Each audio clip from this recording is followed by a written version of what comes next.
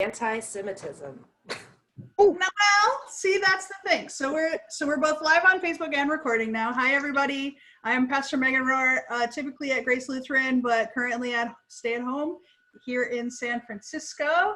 And I have two others joining us, and I'm going to make them introduce themselves so that if they pop up, you're not scared. Okay, so Jordan, do you want to go first? Sure.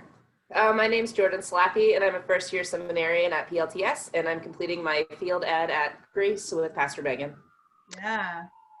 Katie? My name is Katie Johnson-Rhodes, and I am also a first-year seminarian at PLTS, and not doing my ministry in context with Pastor Megan, but was invited by my next-door neighbor, Jordan, to come join us.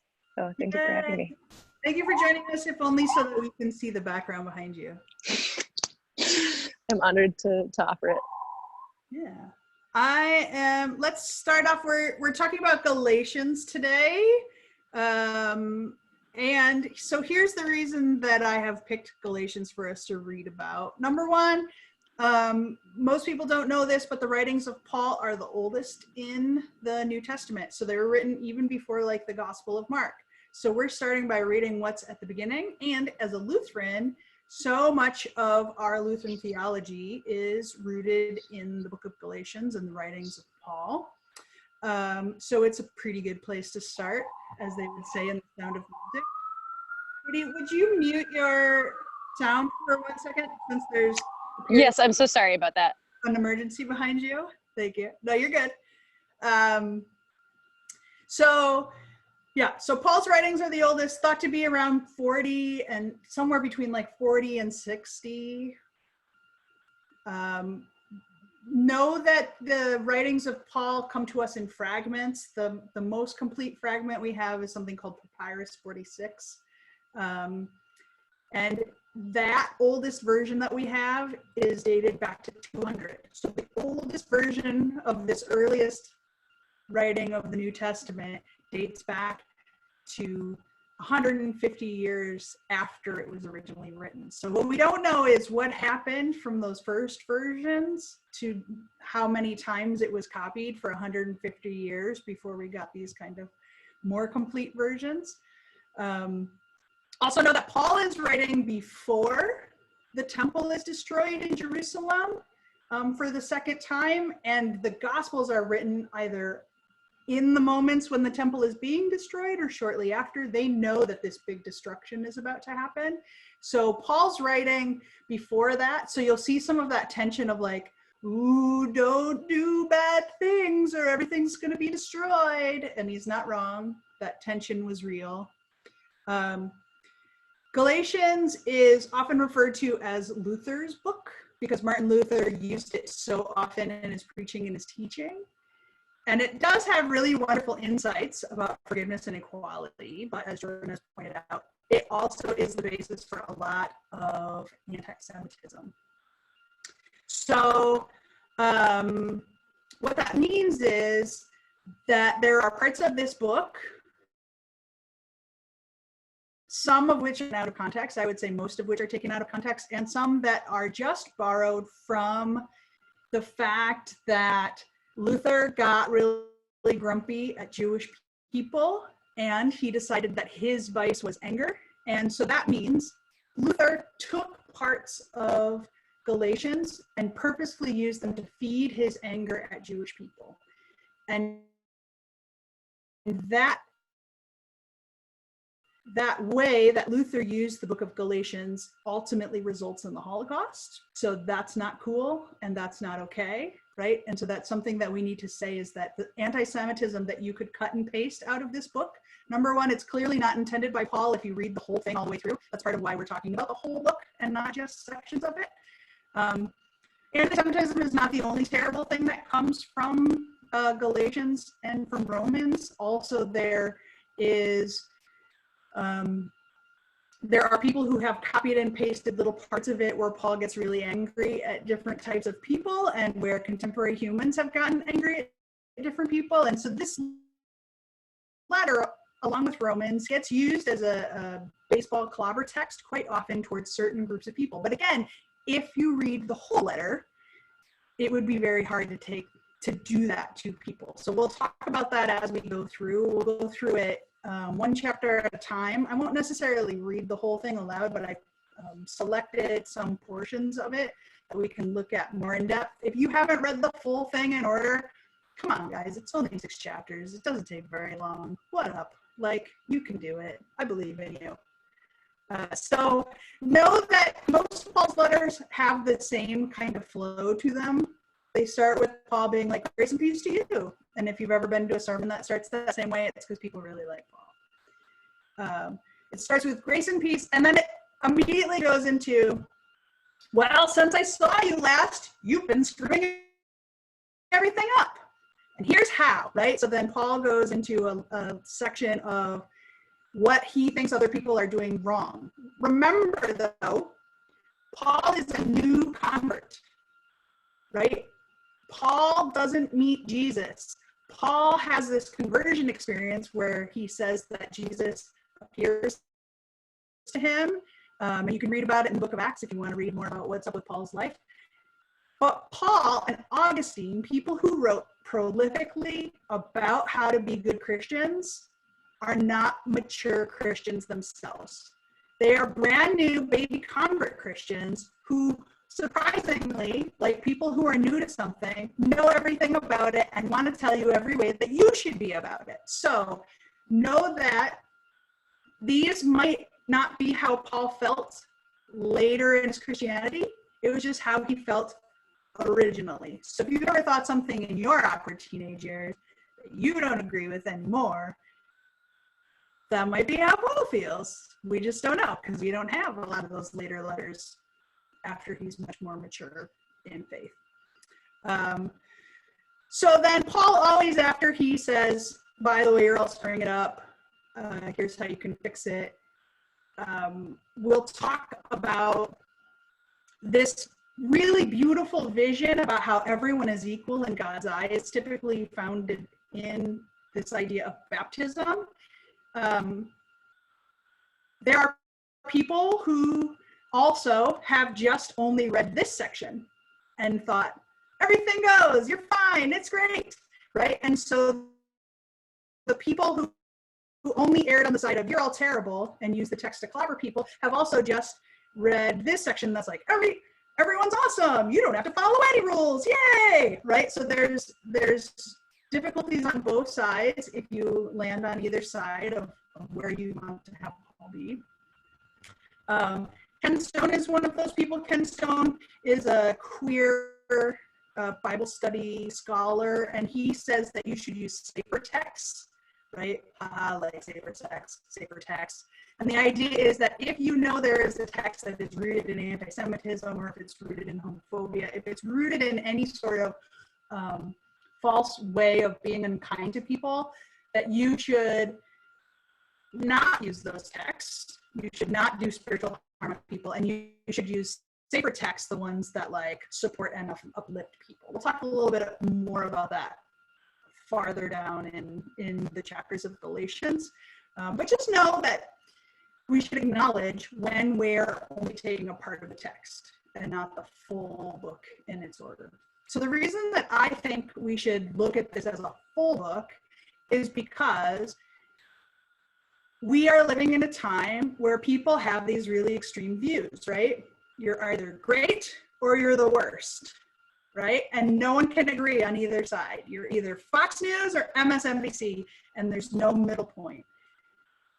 Galatians and Romans are books that try to show us how movement can happen, right? Because Paul believes both of these things in the same letter, it is a way that we can start grumpy, start as judgmental people, and work towards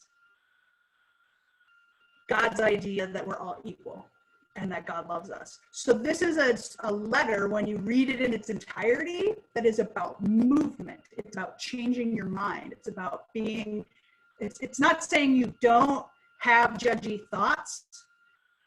Maybe I would argue Paul should have just like followed that old idea. If you don't have anything nice to say, maybe don't say anything at all, right? maybe just the second half would be, I lean towards just the second half being awesome.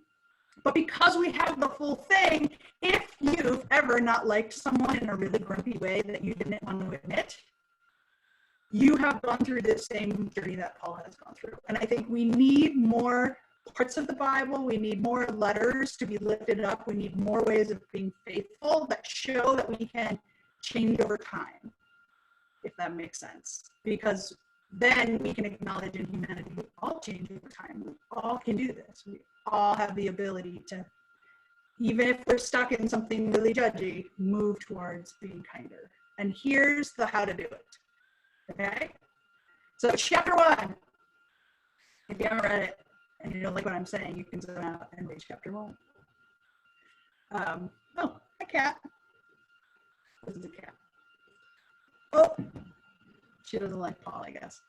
So chapter 1 is about, right, grace and peace and all of that. What is kind of the interesting kind of point that Lutherans kind of pick out of this is there's in verse 10 that question that Paul lifts up and raises. Am I seeking human approval or am I seeking God's approval?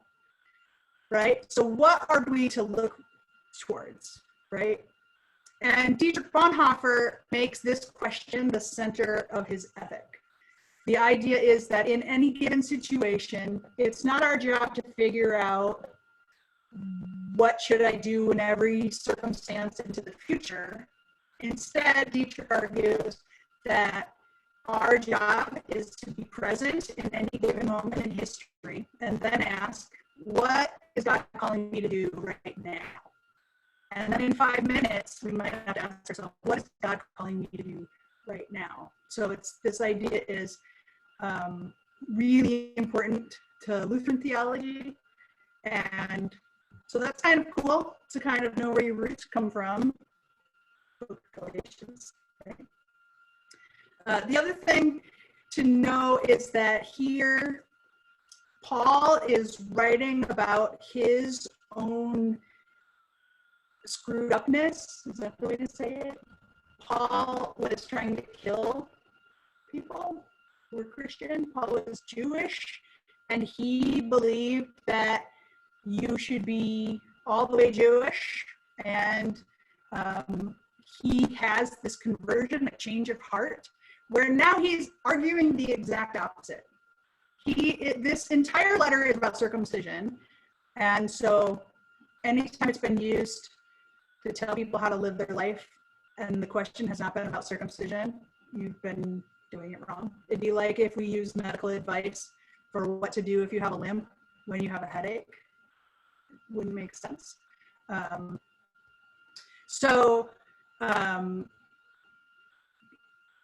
Paul is saying that God set him apart and that he was called through grace to believe in Jesus, to proclaim to the Gentiles, so people who weren't originally born Jewish or circumcised.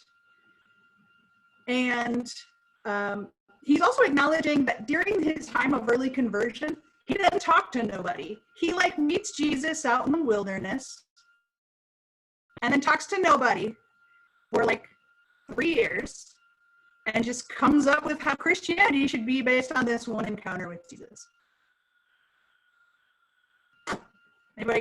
Anyone in seminary think maybe community is important to how we understand God? I don't know.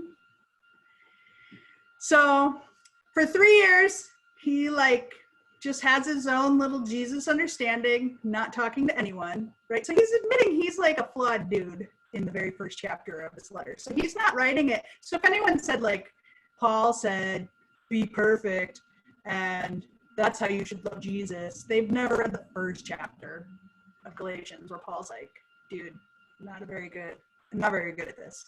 So then he goes to Jerusalem. He stays with one of the apostles for 15 days. Anyone in seminary would like their seminary only to be 15 days long? Wouldn't that be nice? That's all he needed. Boom, checked in, checked out.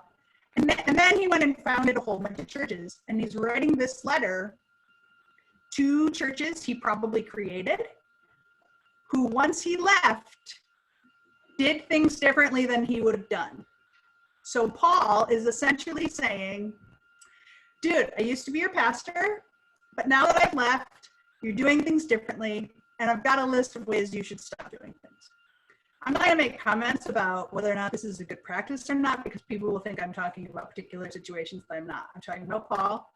But what I will say is, in the Lutheran Church, we have an understanding that once you leave a congregation, you will not be in contact with them for 4 years unless the current pastor invites you and gives you permission. I'm not saying it's because people try to write Paul letters, but they do, right? So that's chapter 1, basically. And Paul is arguing that people converted to Christianity not because they had this relationship with Jesus, but because they thought it was cool that the one who was formerly persecuting us is now proclaiming the faith he once tried to destroy, right? So Paul understands that he has this mystic way about him that people are really relating to, that is part of why people are connecting to his story. And it's not connecting through Jesus, it's not connecting through the gospel stories, it's just connecting to the fact that he has had such a huge transformation. So if you needed to know why reading a book that shows you how to transform, right, shows you how important it is that you can admit you changed from this to this is important, you have it in Paul's own words. Like, dude, these churches formed because they thought it was cool that I was able to change. And if I'm able to change, maybe something of God is happening. And that's awesome. Do you guys have any thoughts on chapter 1? You don't have to have thoughts. Not really. It struck me as very, it sounded very similar to John in the beginning whenever he was establishing his authority and talking about how the word wasn't from him, but it wasn't from an external thing. It was there, and it was there the whole time, and other people are lying, but I'm definitely not because of where I got my authority.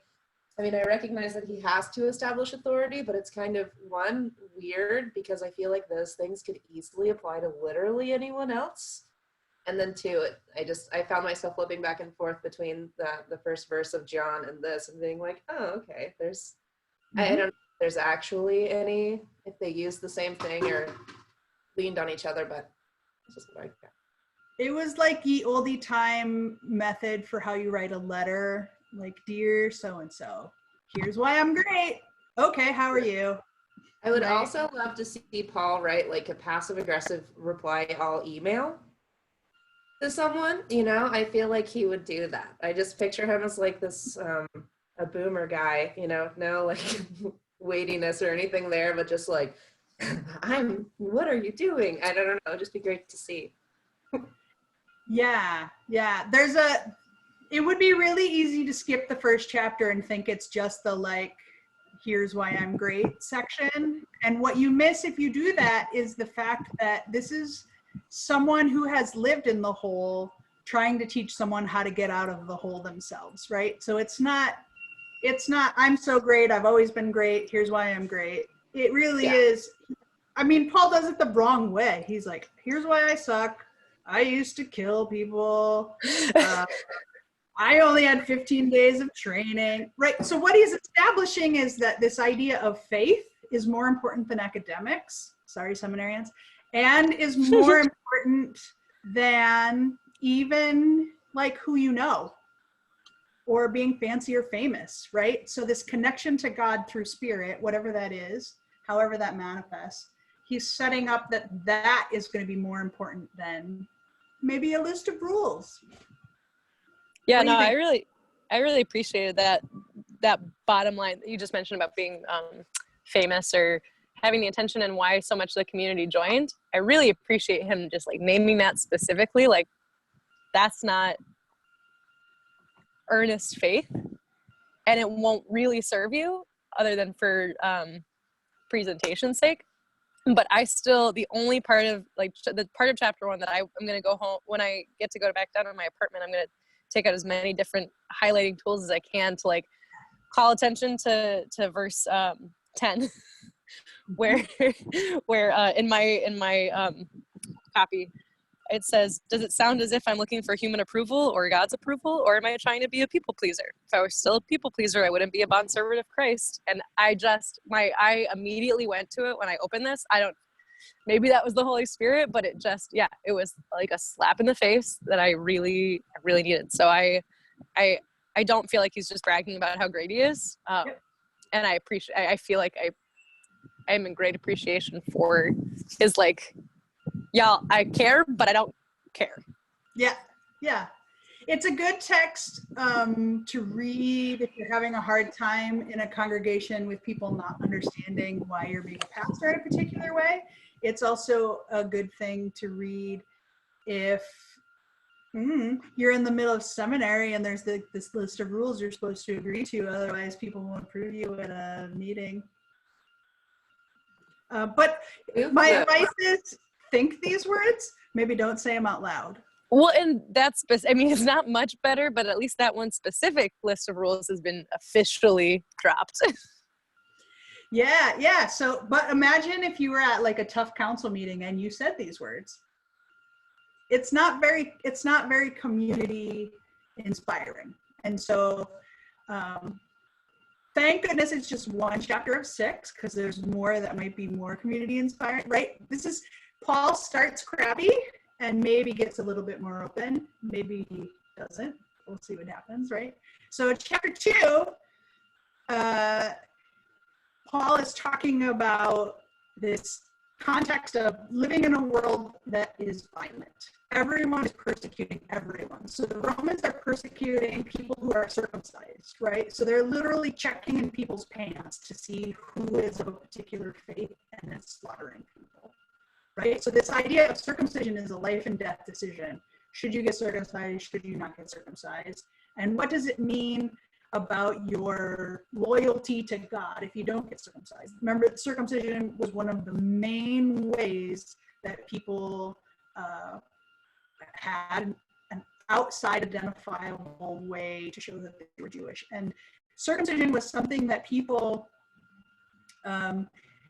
believed and held so strongly that if you don't understand why circumcision is something that they're arguing about in such context, go back and read the books of Maccabees. Maccabees is all about these grandmas who, during the time of the evil king Antiochus, I think the 6th, one of the Antiochuses, the Maccabees are told that if they circumcise their children, that they will be killed. And the punishment at the time, this is really graphic, so plug your ears for like 3 minutes if you don't want to hear something really graphic.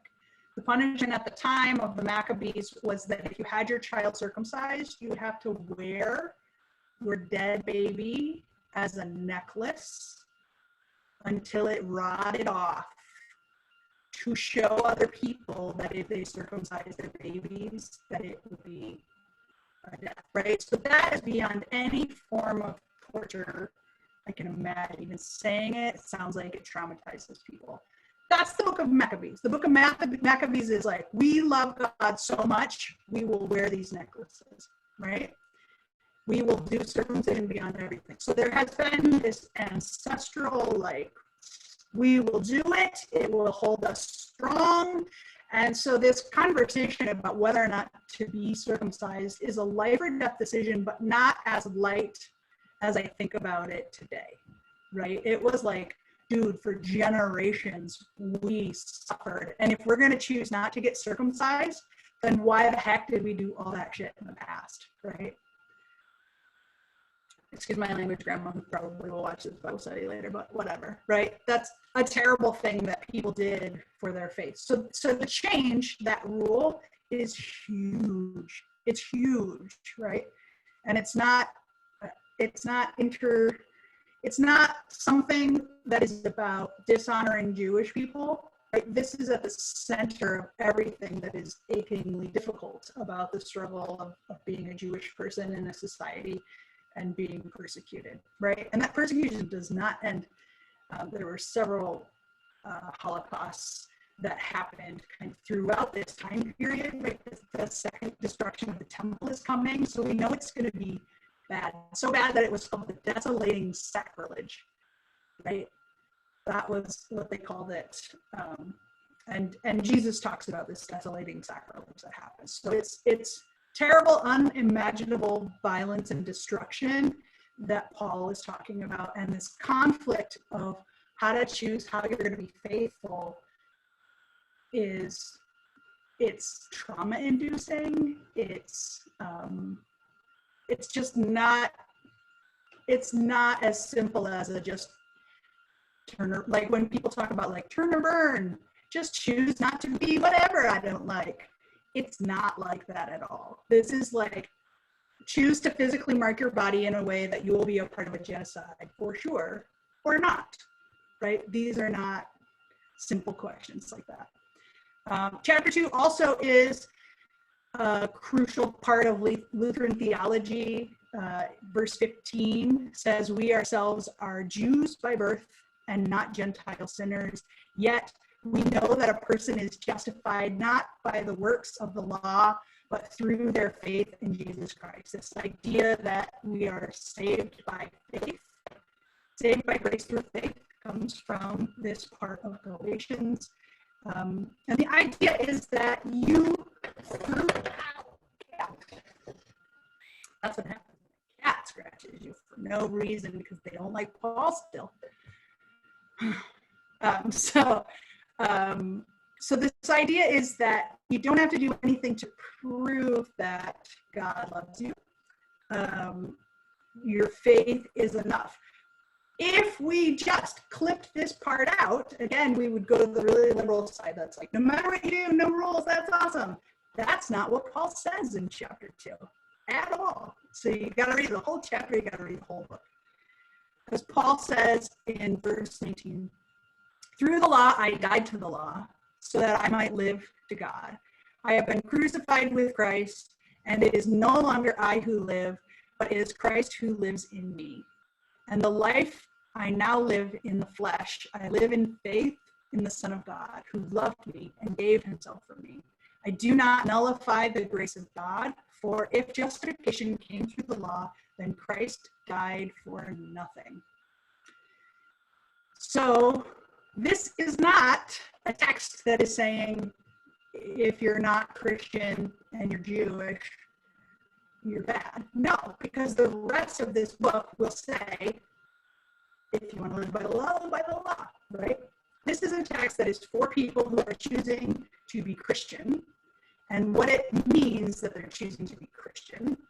And what it is saying, how Luther described this section is that it says, if Jesus saved you on the cross, and that saved everyone. If Jesus said, I have saved you, right? If you say, but that person's not saved, and that person's not saved, and that person's not saved, and that person's not saved, then you have made Christ a liar. And why would you want to make God a liar, right? So know that Luther believed you can't screw up resurrection, right? Dietrich Bonhoeffer takes it a little bit farther in Christ the Center. He says that if Christ dies in the past, there's nothing we can do to screw it up. 2,000 years ago, Jesus died on a cross, and that dying on the cross means that I now am fully saved.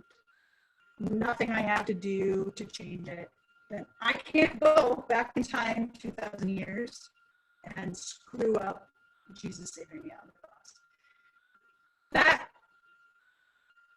will be explained what it means as we move forward, but knowing that we can't screw up the salvation that Christ gave us in the past means that we are free to see the world in a whole new way, right? Our focus, our attention doesn't have to be just on difficult things or things that are hard. What if we chose not to argue about circumcision and instead we enjoy the fact that God had saved us on the cross, right? That could be a way that we choose to live. Of course, we don't. We spend 2,000 years arguing about whether or not the word of and the in communion, what it means, right? And so Christians don't ever find a way to live into this freedom. That comes from the fact that Jesus died on the cross, and there's nothing we can do to screw it up. I don't know. Do you have any thoughts on chapter 2? You don't have to, but you can if you want. Not anything that like adds. I just found it interesting that it talks about how he confronted Peter. Oh yeah. And I'm like, poor Peter is probably already kicking himself, way to kick a guy when he's down. Like, oh, but that's the only thing. That was a comment worthy of chapter 2 for me. Yeah. So chapter 3. Chapter 3 is about Paul being grumpy. That's the way I would describe it. Paul sincerely believed Jesus was coming back like in 5 more minutes. Come on, guys, don't do anything bad for like 5 more minutes. Jesus is going to be here. So Paul didn't really know that in the year 2020, Jesus wouldn't have come back yet in a way where we understand that it is Jesus with some sort of definitive ruling on what to do. Paul believed that the new creation was coming so soon you could taste it, and if you just relaxed a little bit and stopped doing anything involving your body, like knows that, just don't do any of that stuff because it's too complicated, it's too hard to figure out. Dude's coming back in like 5 minutes, right? So that's kind of the context of a lot of Paul's grumpy letters about what people are doing with their bodies. But it's also this idea that there is a curse, right? The curse, when Paul is writing, is the cross. The curse is not what we do with our bodies. And this comes from the ancient Greek. In the ancient Greek, the word for crucifixion comes from the word scandal. Scandalizomai, something like that, I think it is. I'll have to look it up. So the word for crucifixion comes from scandal. The idea is that the way that Jesus died is so shameful that it is the curse. It takes all of the punishment. Jesus took all of the punishment of our sins when dying on the cross, right? And so what Paul is arguing then is that this curse is vanquished. We don't experience the curse. We don't experience any of the punishment that we might deserve from things that we do. While this language is weird, it's really weird language. Cursed is everyone who does not obey and observe the things written in the book of the law, right? The law does not rest in faith. On the contrary, whoever does the works of the law will live by it. Like it's kind of a, I am he and you are he and we're all together. It feels like it's a riddle, but the reason that verse 10 through like verse 14 is so important is because it really literally says, I wish Paul had said it in really literal, obvious ways, like, dude, you can't screw it up. Anything bad you do, as Dietrich Bonhoeffer says, is undone before you do it because, right? Dude died on the cross. You can't screw up the cross. You can't screw up Easter. You can't screw up resurrection. You can't undo it. If it was in type 400, all caps font, it would be more obvious that Paul is like saying, no, really, no matter what I say next in this letter, you can't screw it up. You can't screw it up, you're all safe, right? Because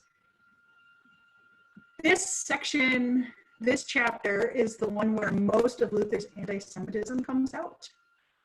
This idea that following the law is like following a curse, because it's tongue twistery, Luther uses to say that Jewish people are cursed, or that they're choosing a curse, right? That they are bad because they don't choose the gospel. That is not what Paul said. It's what Martin Luther said because he was angry and he was wrong. So if we were going to to skip some texts and look at safer texts, my hope would be that parts of chapter 3 that were used for anti-Semitism are a part of that text. But you can't hold on to that if you read the rest of the chapter, right? Because verse 27 is where awesome land is. Verse 27 is the reason gay people get to be pastors in the Lutheran Church, right? It's the reason trans people get to be reminded that people who lie to them and say that it's not allowed are big liars, right? It's this text. As many of you who were baptized into Christ have clothed yourself in Christ. There is no longer Jew or Greek. There is no longer slave or free. There is no longer male and female, for all are one in Christ Jesus. And if you belong to Christ, then you are Abraham's offspring, heirs according to the promise. What this means is God has like a giant Etch-a-Sketch. Did anyone ever use an Etch-a-Sketch? Right? God creates the world, and then all the bad things get Etch-a-Sketched out because we're robed in Christ, right? Giant Etch-a-Sketch, nothing you do can ever be held against you in God's court of law. The interesting way that this is talked about, and Dietrich Bonhoeffer really in Sanctorum Communio talks about how Christ is this robe that goes over the top of us. That's slightly problematic language to think about. Jesus as the robe that covers you because the Ku Klux Klan used that metaphor in a really terrible way, right? So let's acknowledge that's wrong and not do that again. But this idea is that if your body makes you go, ugh, when you look in the mirror, don't worry about it.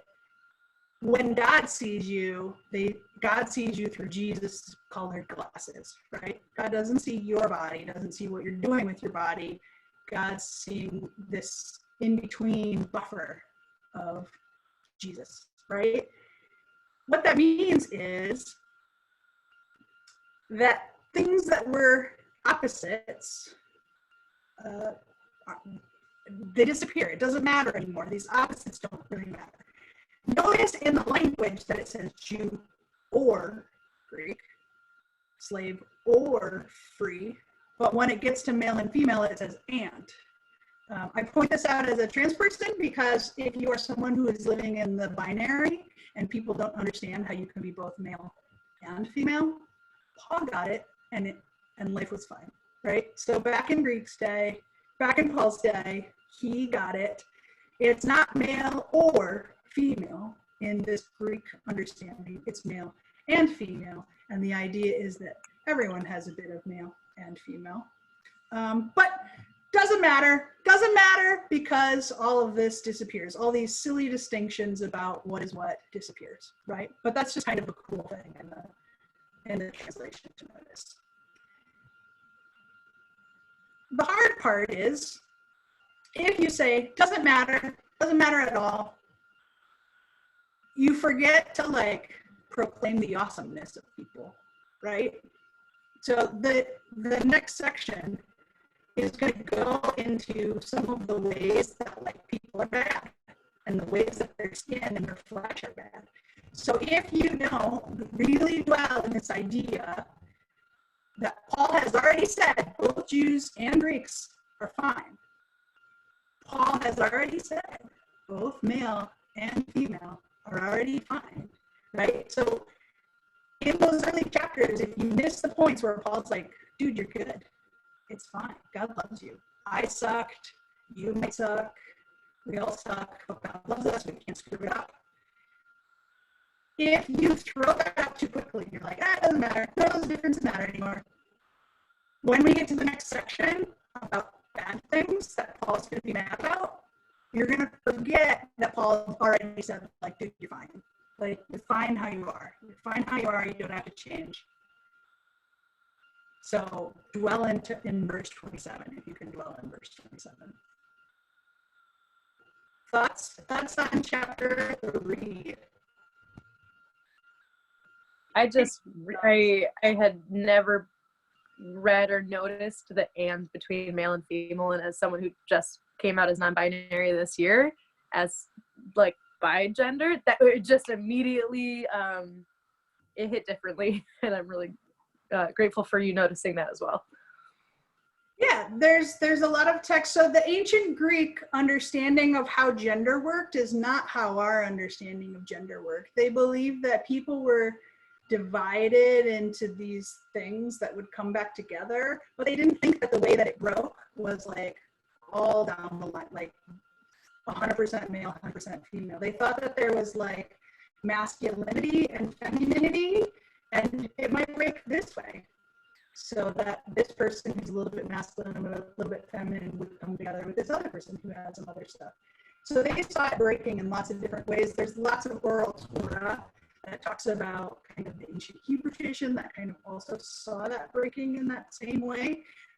There's a video on some of the different gender understandings during this time of Paul. I'll put a link to it down here on Virtual Grace when I post this video later, and I'll send it to you, Katie, via Jordan, if you'd like to see some of that stuff too.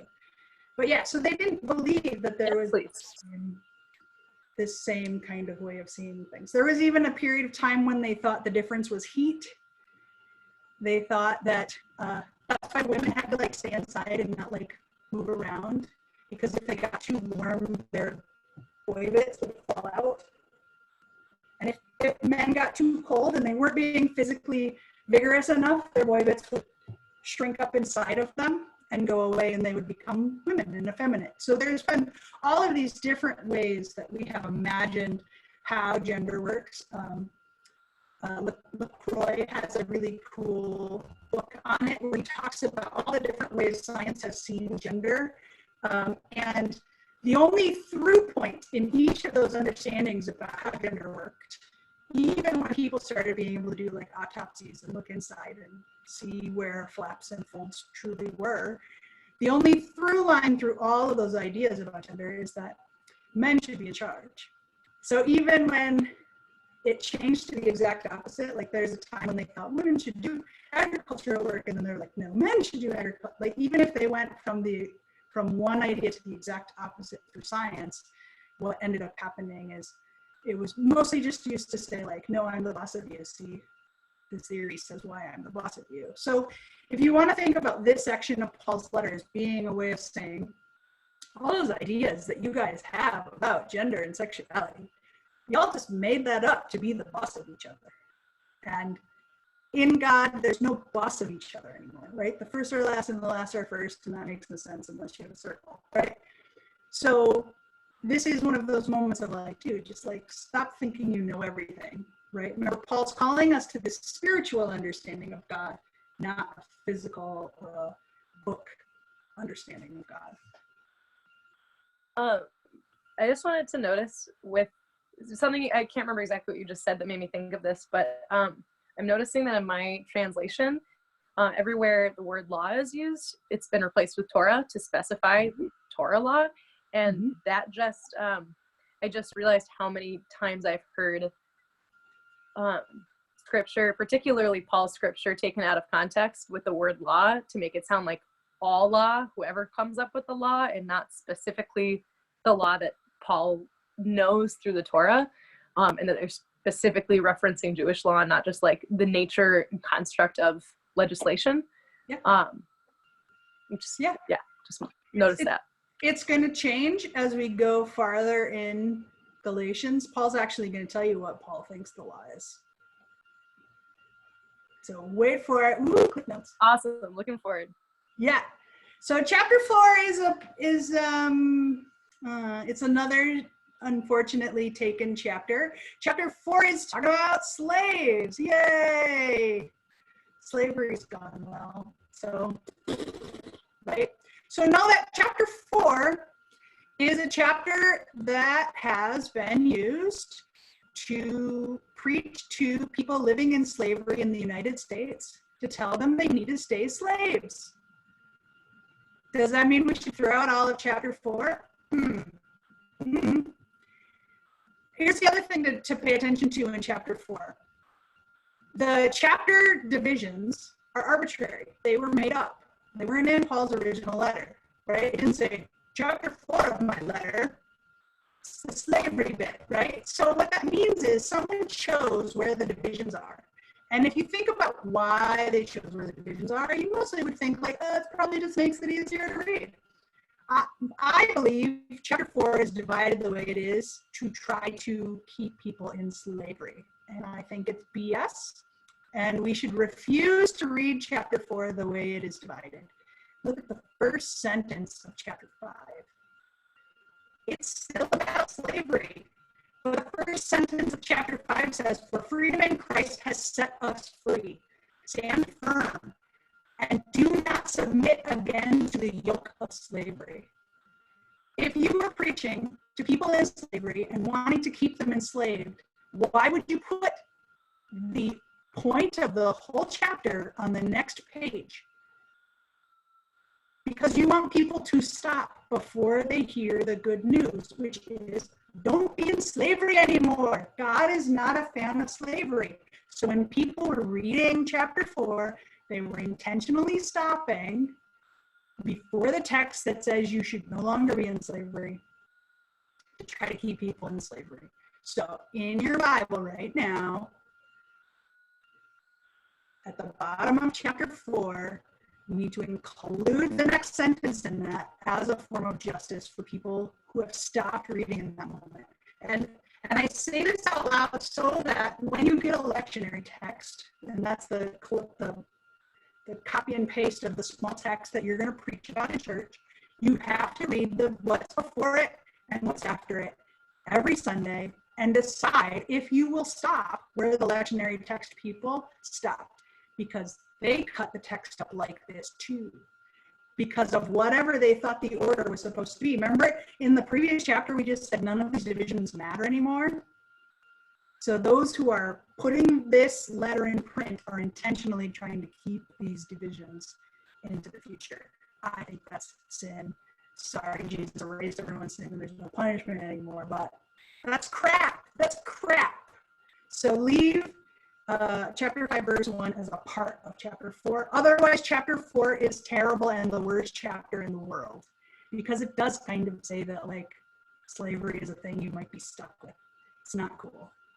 So chapter 4, again, is a really crucial section, particularly for those who in our contemporary debate have been thinking about sexuality and gender, because so it says, okay, God's gotten rid of all of these distinctions. So what people will argue back, if you just take that liberal interpretation of like, anything goes and it's fine. And the people who are like, no, follow the rules, right? What people will say on the other side of the argument, if you quote to them, there's neither Jew nor Greek nor slave nor free, what they'll say is, yes, but if you are freed by the law, then you will decide you should follow it anyway, because that's how we know you truly love God. Jordan's doing this, because Jordan heard that before, right? Is that what Paul is saying? No, not if you read the verse that's stuck into chapter 5, right? Paul still believes you are not a slave to these rules, right? So, but what Paul is saying is like, dude, in 5 minutes, Jesus is coming back. If you are concerned that you're doing the wrong thing, dude, like for 5 minutes, you could like be cool and be chill, right? This idea that you are now free to follow the law because you're saved by God, again, is explained in Dietrich Bonhoeffer's work in a way that's really cool that I like. Bonhoeffer says you're free for and free from your neighbor, right? You need both. You're free for your neighbor because you can take on their burdens, as Paul says in the 6th chapter. You are free to like care for other people. And you are free to like live out your faith in ways that do good things for other people. Martin Luther thinks of this as like that idea. You're not required to do good things after you're liberated by the law, but you probably will because, you know, God's great, right? So this is kind of that like middle area. It's what makes the difference between like a Lutheran and a Presbyterian. right? Whether or not you truly believe you have to follow the law after this because of your freedom.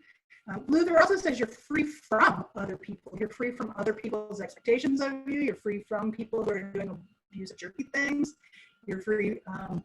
He lived at the time of Adolf Hitler, so you're like free from doing stupid things that are genocide, right? You're free from a lot of tasks. And if you only think you're free for following the rules that Paul said you don't have to follow anymore, that sucks, right? That's a burden, and that's terrible. So don't forget that you're free from a bunch of stuff too. Paul also in this section is acknowledging that he has some sort of ailment. We don't know what it is. Some people have guessed that he had like a thorn in his side, like maybe an actual like leg injury. Some people have said that maybe his hands are too big, because Paul says in chapter 6 that, wow, I write too big, right? And some people thought it was because he had weird hands, and so he like wrote funny looking letters. I don't know where they came up with that. But other people have imagined, because they wanted to imagine the liberation of LGBTQ people, they imagined that the thing that Paul was afflicted with was homosexuality or some sort of sexual something or another. Maybe that's why he was always talking about it. I'd like to imagine that Paul just had like bad eyes. He couldn't see very well. In this chapter, Paul says, I know that you would have plucked your eyes out and given them to me. That's kind of what makes me wonder if, right? If you had bad vision, you might write really large. And because I have bad vision, and so then everybody likes to kind of reimagine Paul being a little bit like them if they like Paul. The part of chapter 4 that is a giant problem is the way Paul understands the story of Sarah and Hagar. Sarah and Hagar are the people that Abraham impregnates. Abraham knows that he's going to have all of these generations of offspring, and so he has problematic sexual relationships with his slave servant, and that bears a child. Given the power dynamic, given what we know about consent, it was not a mutual relationship. Hagar gets pregnant, has a child, she's treated really well, then all of a sudden, remember we talked about this last time, God performs a sex change on Sarah, and she's now able to get pregnant and give birth. And Abraham and Sarah, well, it's Sarah's idea, right? Sarah's idea is like, let's get rid of Hagar now, we've got our own kid, right? Then Hagar goes off into the desert, presumably to like die of thirst. And cries to God, because Hagar seems to be pretty faithful. But God, it says in this text that God hears Ishmael crying, not Hagar, and responds to help Ishmael, not Hagar. Problematic, right? And so in this text, Paul's like, yeah, Hagar got cast out. That's awesome. What? Okay, dude who was oppressing Christians like 5 days ago, right? So there is a part of Paul who is continuing this idea that you can ostracize people and oppress them, even though he's just said, dude, there's no more distinctions, right? So Paul is what I would like to call a human being who's just as hypocritical as we are, who has just declared God loves everyone, and then a heartbeat later says, oh yeah, but you know who got cast out? Blah, blah, blah, blah, right? It's like in the book of Isaiah, when Isaiah's like, God loves everyone, it's awesome. Moabites, I hate the Moabites, right? So every book of the Bible is kind of cursed with this hypocrisy where people like lift up the love of God, lift up the equality of God, and then are like, I still hate this group of people, right? Paul did it. It's bad. It's problematic. If you're gonna cross something out, it's this weird story about Sarah and Hagar. It's only made better by the fact that there's the one verse in chapter 5 that says, by the way, don't be slaves anymore. This is dumb. This whole Sarah Hagar section is dumb, and you should not read it. Someone else probably likes it. It's not their day to do Bible study. Listen to them next week. This section is just unjust and unredeemable. Anybody want to argue that it's good to cast out Hagar and Who cares about that kid? No. I actually wrote yikes next to a chunk of it. You should write in your Bible, ugh, really, Paul? I do that. All of my books are like with footnotes by me. It's like a new edition. But yeah, that got a yikes, a big one. So yeah, I wrote there's a book that we put out called Bible Stories, and it's like reimagining Bible stories from a different perspective, or from the gaps in between the stories, kind of like they used to do in the Oral Torah. And in that I wrote Corinthians 3. And so the idea is that there's this lost letter of Paul after he gets divorced, and he's like learned life lessons, and he's like apologizing for being so judgmental. This would have been the sections that I would have had him apologize for. that's cool. Yeah. That's a reimagining. I like it. Yeah. You got to do some reimagining because, yikes. Yikes is putting it very nicely, but sometimes those margins are small, right? Yeah, it's especially bad when you don't put that, for freedom of Christ has set us free, stand firm, and do not submit again to the yoke of slavery on the next chapter. It just is a weird place to end. I don't know. I'm still bothered by Paul's, even, I know this is chapter 5, but the language of like, don't submit, or don't, in mine it's don't be entangled again. It feels very victim blaming. Yeah. Like it feels very much like, so, I mean, yeah, stand firm, do your best, but like, you can't, maybe he redeems that later on, but it just feels like, it feels kind of blamey to like the idea of, if you are entangled again, it's your fault. I told you not to. Yep. But you didn't, and I don't love that. But still, good sentiment, Paul.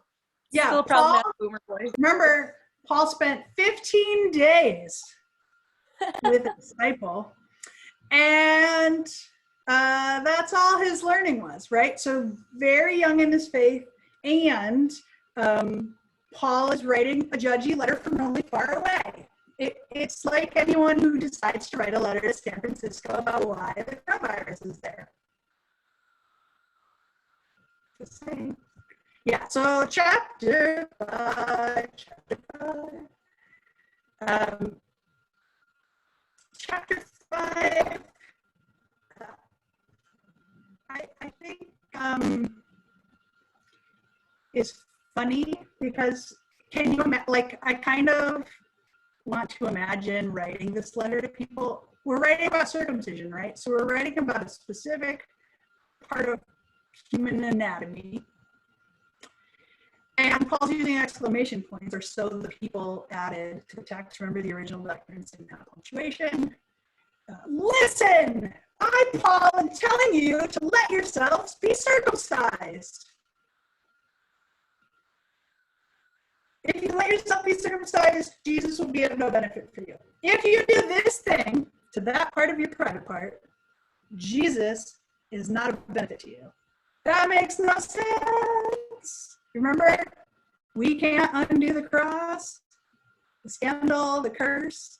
So Paul's arguing you don't have to be circumcised, but he does it in a really weird way that contradicts all the faith in God that he had before that moment. Also, what does this mean? We've never had like a deep conversation. Maybe we did, but the majority of people who are born nowadays are born to get circumcised without any sort of conversation. It's just a medical practice that happens. But then imagine that the way that happened now, imagine being someone who goes and reads this text that says, if you're circumcised, Jesus can't help you. And why we had such a long conversation about LGBT folk, but not a long conversation about born again people who had their part done in a way Paul says is unredeemable by Jesus. I know why we didn't talk about it, and that's because we don't like to talk about private parts of church. Just saying. Yeah, we've even changed in the Lutheran liturgy from the circumcision of Christ Sunday. I can't remember what they call it. I think they call it like the blessing of Christ or something. It's not called that anymore because we don't want to use those words. So, but the other thing that happens in chapter 5 that's problematic is Paul makes a bad people list. Remember, Paul just said lists don't matter anymore. Then Paul makes a bad people list. And Paul says what the works of the flesh are that are bad and people shouldn't do them. It's obvious. And remember that Paul didn't write them in English. So a lot of the words he wrote in Greek, people didn't know what they meant. So they made up English words that were kind of close to them. Fornication, impurity, listlessness, adultery, sorcery, enmities, strife. Ooh, man, the strife I had. Jealousy, anger, quarrels, dissensions, factions, envy, drunkenness, carousing, and things like these. I'm warning you, as I warned you before, dude's coming in like 5 minutes. Just don't do any of these things, right? Part of the point of the list is that like everyone's done these things before, right? Notice what's not on this list, anything having to do with homosexuality. But he then also makes a good list, like Santa Claus. He makes a fruit of the Spirit list, which is love, joy, peace, patience, kindness, generosity, faithfulness, gentleness, and self-control. There is no law against these things, which is right? And he's arguing that our being Christians means we were crucified with Jesus and all of our passions are gone now. We're all asexual, agender people because of the faith we have in Jesus. That's 5 minutes, right? I don't know. And then the chapter ends in a problematic way. If this chapter division wasn't here, it would make it sound like, do this, either be bad or be good, be bad or be good, be bad or be good. You're lust or you're great, right? And because they placed it a chapter division here, it makes it sound like you have one of two choices. When in chapter 6, it will say that our true responsibility is to bear one another's burdens, and in his way, you fulfill the law of Christ. So by taking on the punishment other people deserve, not your own, but the punishment other people deserve, we join Christ. What that means is, it's not just a bad list and a good list. There is a way to interact in between, regardless of how you behave or how people behave around you. So chapter 5, super problematic. It's a part of the text that people use to collaborate others by saying they're either naughty or nice. Chapter 5. I will say I laughed. I wrote LOL next to it because I did laugh out loud when I read verse 12. It says, I wish that those who trouble you would castrate themselves. Yes! And it just is such an entertaining reminder of Paul's problematicness.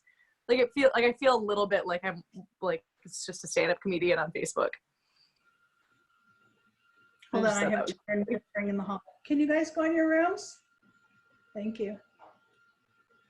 Children whispering in the hallway. I feel like Santa Claus, naughty and nice, right? You can go in there, Dominique. Go ahead. She can go in there, Michaela. Ay, ay, ay. Yeah, I think you're right. And it also points out a problem with some of the types of trans people that do appear throughout the Bible is that there were people who were castrated at times against their will that were called eunuchs, castrated either to sing pretty or to not be distracted by their flesh, not to be distracted by their sexuality, and in order to like be good accountants and to do the work of kings and not have the king get jealous that those people might be, hanging out with the harem too much. And so there are really problematic ways in which Paul is a part of this, is a part of keeping those divisions that he said Jesus has erased. Yeah. It is funny the way Paul has some really good insults, though. It makes you wish you had like a Rolodex where you could pull them out when you needed to. Yeah. I got Maybe someone will do that during quarantine. Yeah, there you go. Or like I was thinking like the God be with you till we meet again. Maybe the words could be translated or changed to be like, may all your enemies be castrated until we meet again.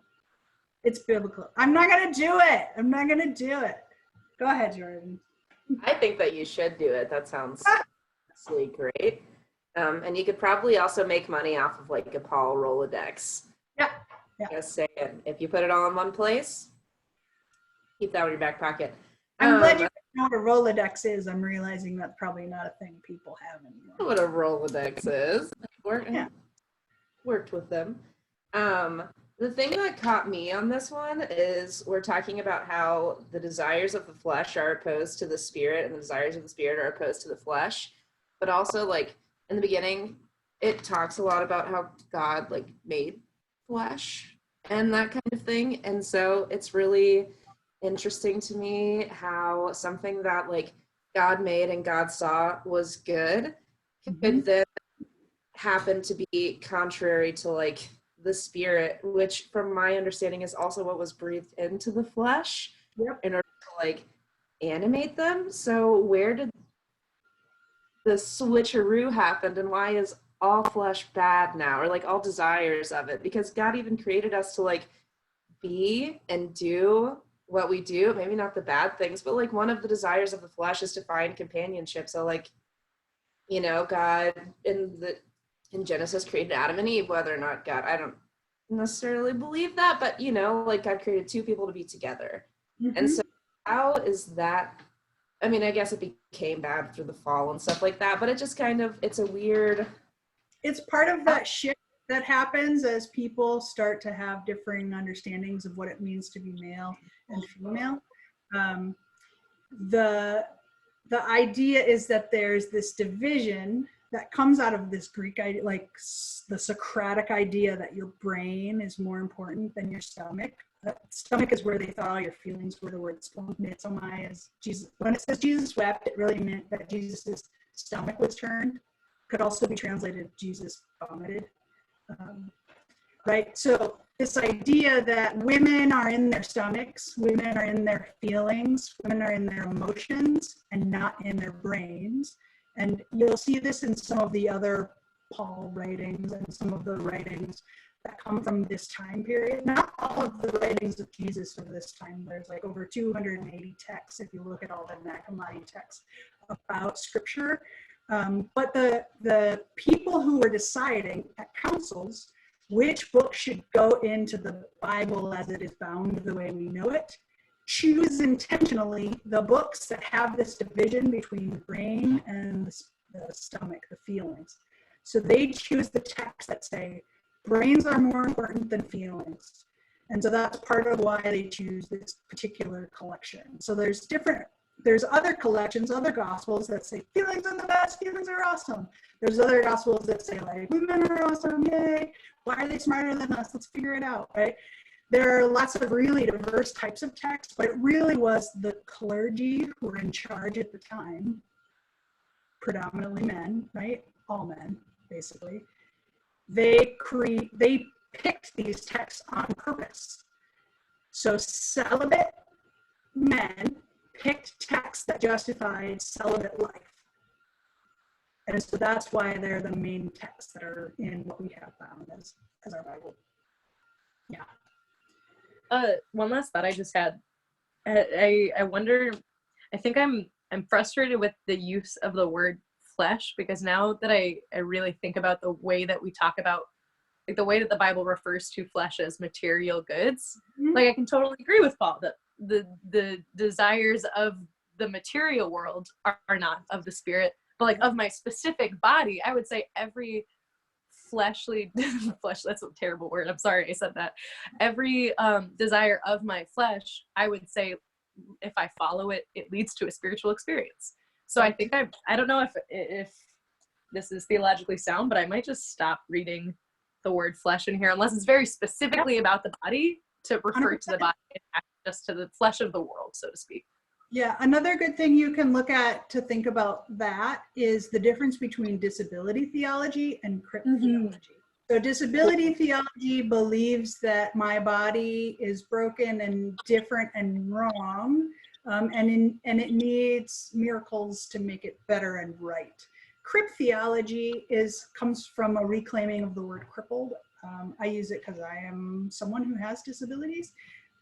Crypt theology believes that your differentness, your othering abilities, your different abilities that you have are a gift and are beautiful and enhance your way of life and are a beautiful part of you that should not be changed. And so Paul is living in a disability mindset, right? He said that. He said, I'm broken. You know I'm broken. The way my body is broken was a burden on our church, right? Paul does not see his body as broken in a way that provides him new insight or life or spirit. Paul's living in a disability mindset. We have no idea if he ever evolves into a crypt mindset, the idea that his brokenness is beautiful. It would be required if we are to truly believe Paul's words, that there's no more Jew, no more Greek, right? That everyone is equal, even if they're not perfect, quotation fingers, right? Even if they're not what the definition of normal ought to be in the society. If Paul's ever going to truly believe it 100% of the way, that God loves you no matter how you're formed and named and claimed, then Paul has to be able to mature from a disability mindset to a crypt mindset. As long as he believes he's broken in body and that his brokenness burdens people, he has not truly understood freedom or the gift of God fully loving him exactly as he is. So his inability to love himself is one of the burdens in the text that makes it difficult for generations to love each other and to love their differences in the body. So we could have an thought experiment where we imagined Paul rewriting this letter from, if he changed perspective from a disability mindset to a crypt mindset, where he loved his body and he loved his brokenness. But he's not there yet in this letter, and you can see that all the way through, and it's part of where his big hypocrisies are, right? You see a similar thing when people in the LGBTQ community come out, but they're not, they haven't figured out all of the ways that they've had inner homophobia, ways that they have stifled themselves yet. So people who are new to coming out just are very different culturally than people who have been a bit more mature in their coming out. Not because one is better than the other, but just because you don't know all the places that you were in the closet for a while. It takes a while to figure them all out. And so Paul is really early in this process of trying to be free and liberated, but doesn't get it fully yet. Like, yeah, he's not murdering people. Yay, he's evangelizing Jesus. And this should also be a really great pep talk for people who, if you've ever been a part of a church that really needs to grow, isn't that all of them, right? And you want to do evangelism, but it's not really working very well. And then it turns out that the person who is good at evangelism might have a theology that is problematic to you. Paul is that person, and hooray, we needed Paul. We needed evangelism. Is the theology problematic? Yep, it is. But sometimes problematic people can still be God in the world, right? That's Matthew 25. So I think reading Paul is made better when you acknowledge when he doesn't have good self-awareness. That makes sense. Chapter 6 I wish was a little bit more like the ending of Romans. The ending of Romans is a little more like, yay, it's gonna be great now. Chapter 6 of Galatians is like, it's gonna be great, take care of each other, but don't suck still, right? So Paul has both, right? Paul has integrated this idea of everything's bad and everything's good into kind of the same chapter. It reminds me of ELCA social statements. ELCA social statements are like 40 pages long. But they basically are like a spelling bee. They're like, this is the topic, God loves people. It's complicated, right? So Paul's ending here is like, this side believes this side believes this, God loves people, right? There's no like coming down on one side or the other. So you'll find both integrated. So Paul says, bear one another's burdens, and in this way you fulfill the law of Christ.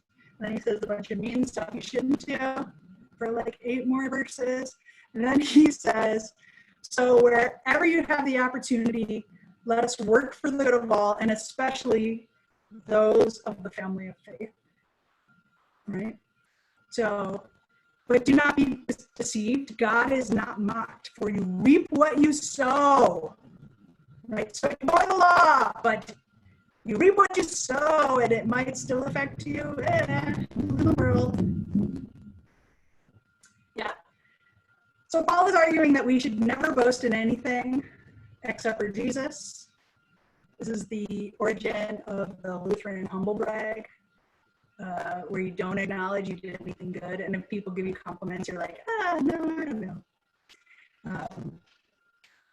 This idea is that he's basically like saying neither circumcision or uncircumcision is anything. Like, I just wrote an entire letter about circumcision, but who cares, right? It doesn't really matter. New creation is everything, right? God's restoring act, God's liberation, God's salvation is everything, right? So this whole subject I spent a long time talking about. Who cares? As for those who will follow this rule, peace be upon them and mercy upon Israel. Right? So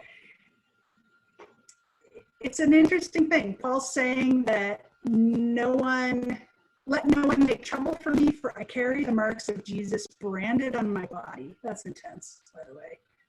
That's part of the thing that Paul does and introduces into Christianity that happens in monastic life that's really unfortunate is self-flagellation, people harming themselves in order to like be a part of the cross of Christ. And so what I want to say is harming yourself, if it is a choice that is safer than taking your own life, is a great option for today, and I yearn for you to make safer choices in the future.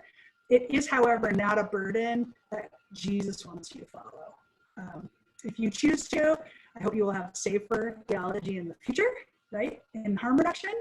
But remember we talked about you can't screw up what happened on the cross 2,000 years ago, so like it's going to be fine. Know that this is a part of Paul continuing to hold on to his disability, not knowing how to get out of it, and not being fully liberated in and of himself. So Paul is also talking about how, I forgot to point out where this happened, but Paul also is reminding us that the only law that is important is the law that we love one another. This idea that, that was in chapter 5. That you were called to freedom, brothers and sisters. Only do not use your freedom as an opportunity for self-indulgence, but through love become slaves to one another. For the whole law is summed up in a single commandment. You shall love your neighbor as yourself. If, however, you bite and devour one another, take care that you are not consumed by one another. Right? So while the law that he's talking to previously that people are enslaved to might be the Torah, right? Is these Jewish laws. What he's saying is that the only law that is left is love. Now, if someone ever at a protest holds up a big sign telling you something bad about what God thinks about you, just remember, Paul says love is the only law that matters and is what is important. So that's really what you got to hold on to there in the end if you want the story to end with like a happy clappy. I really wanted to say a happy clappy, but that's just a German joke. Yep. Do you have any thoughts about the ending or about chapter 6, Katie? The only, I have to read more closely, but the only thought that's first coming to me is, one, gratitude for your comment on self-harm, and also wondering, I don't know much about it, but my senior thesis class as a history major in college was on the Black Death and Mystic, and my senior seminar was on women mystics, or the paper I wrote for it. And so I learned a lot about self-flagellation during the Black Death, and it's really fascinating and horrific, but like really interesting. And also several times when I've seen the phrase "the marks of Jesus," it's in reference to stigmata. Is there any traditional evidence that Paul carried the stigmata like signs? I don't know how much that really matters. I'm just like kind of curious. Yeah, we have no idea what Paul's afflictions were, except for like these tiny hints about them. He says he's branded. We just really don't know. Okay. He's so vague about what he's talking about that people have taken in a lot of different ways, and it depends also like which of the letters of Paul you think were written by Paul and which one were written by people after Paul. And so really all we know is that his body was somehow broken in a way that was burdensome to his community, and that he doesn't ever make peace with it. It very much sounds in verse 17, at least the way my brain is reading this, because I feel like I'm in some ways a very similar state in life as Paul is, we're assuming in this letter. It sounds like he's just really tired when he says, from now on, let no one else cause me any trouble because I bear the marks of Christ. Just sounds like he's asking everyone to like, he's just tired. He just wants to like live and be let alone. Which doesn't necessarily feel like a part of the theology, but it just kind of makes me sad for him in this moment, and like wondering and frustrated because he keeps saying dumb shit. Sorry, part of the language, but yeah, it's just, I don't know. I didn't read that with a focus on the marks of Jesus, but with a like the way he's asking very specifically, not let no one cause anyone trouble, but no one cause me trouble. Because I have all of these pains and I'm tired. I don't know what they say about that. It just also stuck out to me.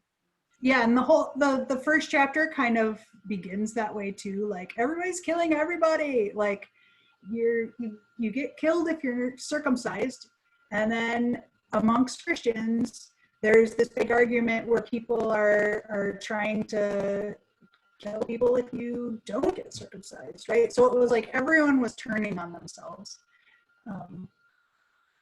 And that happens in an even bigger way when the temple gets destroyed, right? Yeah. I don't know if I agree that he just wanted everyone to chill, because I think Paul, like me, gets tired of people acting a fool. But if everyone acted right, we'd both have a lot of time on our hands, and I wouldn't know what to be mad about anymore. Because there's got to be something, right? So I don't know. Maybe Paul's just prickly, and I feel like at this point, if he wanted to ignore what those churches were doing and just be retired, he could have been. That's right. Yeah. He's writing an unsolicited feedback letter. He is pestering people far away who are doing things different than he wants them to. There's no indication they asked his advice. And so, you got to kind of take it, but they did save the letter and cherish it enough that they copied it over and over and over and over and over for like 150 years, right? So unsolicited advice, but I guess some kept. Yeah, no, it is weird because it's like, again, I'm seeing myself in Paul a lot here. It feels like he's writing a letter to say like all of his opinions that he has very strongly, and then is finishing it with, but like, don't respond. I don't want, leave me alone. So I don't think he's saying I want everyone to chill out. It's just like, I'm going to bother you, but I don't want you to respond to me about it. Yeah. Leave me alone. I'm just going to say all these things and you can take a bye. It reminds me of a Facebook rant where people at the end are like, if you don't agree with me, just go unfriend me. I don't even want to see you anymore. Don't post anything to the contrary. That is exactly how Paul feels to me right now. Yeah. No, go ahead, Jordan. Well, the other thing that really stuck out to me was he spends a lot of time telling people to get off the cross. and talking about how like Jesus never asked you to do that. Jesus did this really shameful thing and bore all of our sins and stuff like that. Then in chapter 6, verse 2, he's encouraging people to bear other people's burdens and troublesome and moral faults, and this way fulfill and observe perfectly the law of Christ. So not only is he bringing back in the law that he refuted, but maybe this is the law of love that he's talking about in a little bit. But he's also asking people to crawl back up on the cross, even though that's shameful. I don't know. This is weird. I know that a lot of martyrs draw their theology from Paul, but it seems like Paul has had some of the most like anti-martyr theology, and that's just a really. I'm fascinated with martyrs, though. I've written a lot about them, and like, no one asked you to do that. And modern day martyrs who like socially crucify themselves. Yeah. So it's really weird. He spends so much time, and it seems like that's one thing that he's very consistent with all the way through is Jesus already died for your sins. You do not need to do this again. But then he's like, just kidding. Yeah. On the cross of like your community's burdens and suffer with them all together. And isn't that great? Because that's what Jesus did. 100%. Yeah. And so that's why it's good to read it all the way through so that you notice how conflicted Paul is. Paul doesn't have it all figured out like people who quote Paul think they have it figured all out, right? Both Martin Luther, who based his theology in part on this text, and Paul don't have it figured out, right? Luther had something called Unfichtungen. Unfichtungen was this idea that his bowels were torn, right? He had that splanchnitzomai that Jesus had. And so he is theologically constipated, literally, right? He has this bout in himself of whether or not he's going to choose to be really angry all the time, which is where his anti-Semitism comes into play, or whether or not he's going to embrace the loving equality of God. And he goes back and forth and back and forth and back and forth. And you see that exact struggle in Paul's writing, where he goes back and forth and back and forth and back and forth. And that, one, is something we need to remember so that when you're in your confessions class and people are wanting you to learn every single sentence and be like, and this is what we believe now, you're going to go, no, these were dudes who were torn, who were going back and forth. This was not permanent. I went to an exhibit in Germany after the 500th anniversary of the Reformation about how Luther translates the Bible. And he translates the Bible when he's like hiding in a castle, in Wartburg Castle. He's hiding because people want to kill him, because what he's saying is bad and wrong, right? And so he's translating the Bible.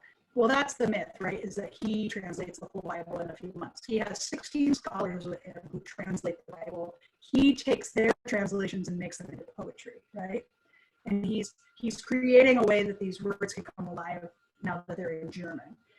And one of the things that stood out to me in this exhibit was that it said, the only reason we have something called Luther's Bible that is a version that everyone can cite from is because Luther died.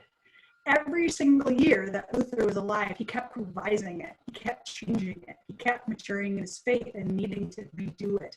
And they hypothesized that if he would stay alive longer, he would have kept changing it.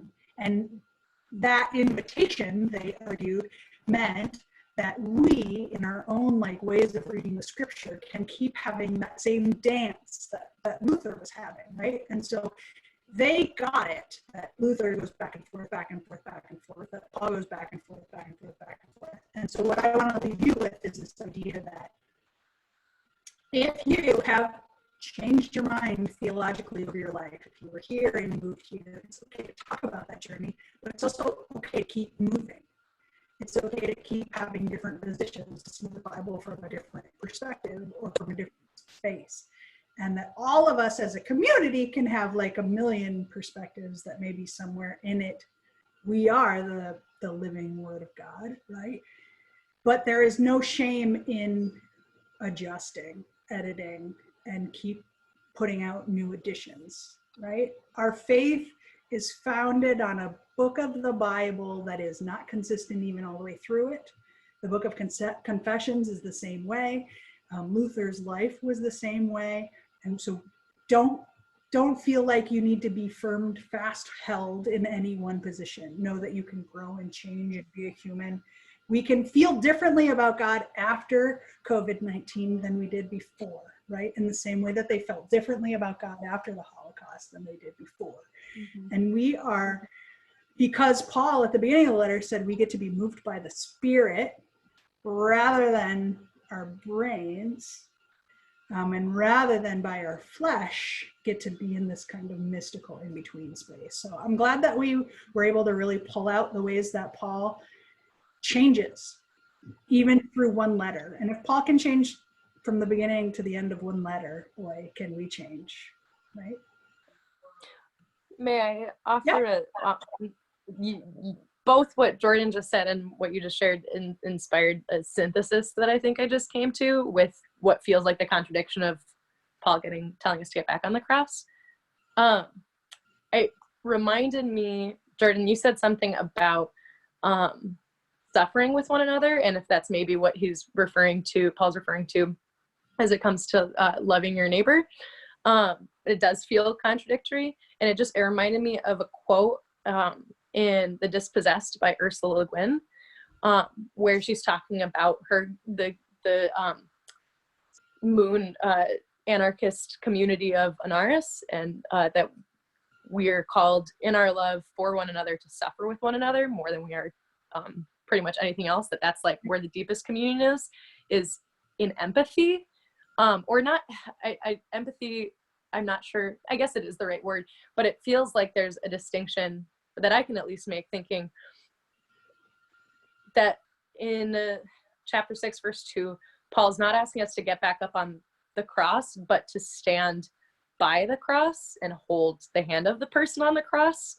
And that just makes me think about like some of the unhealthy ways that like in codependent relationships, you take on the burden and like it becomes your own rather than really empathizing, where it does not become you, but you're still there in community and bonding because of that presence. And I don't know if that's, Paul contradicts himself enough that I wouldn't be surprised if he is here, but that's how I'm reading that.